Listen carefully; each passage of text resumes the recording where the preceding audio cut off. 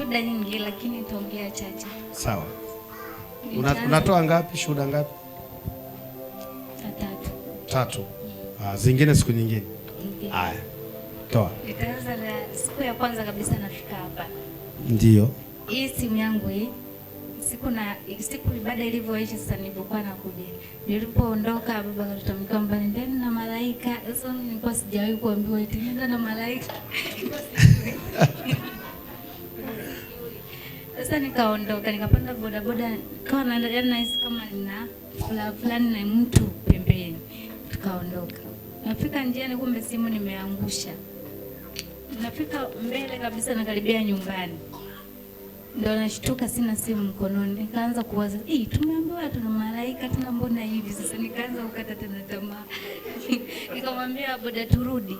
Akaniambia uweze kupata simu njiani wakati tumetoka huko, mtu akutana naye njiani hawezi kuiacha. Nikamwambia turudi tu. Tukaanza kurudi. Tukafika sehemu nikamwambia nishushe hapa. Nikashuka. Nikasimama, kulikuwa na mwanamke pembeni.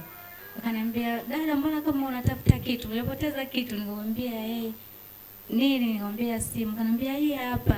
Kanionyesha. Pigie Yesu makofi. Imani itakupotea kwa sababu ameambia nenda na malaika, simu ikadondoka. Anarudi kutafuta, anaipata, imani inarudi tena. Hebu kaza sehemu moja kwamba chochote kinachotokea bado imani isipotee kwa ajili ya kitu. Vitu visipoteze imani yako.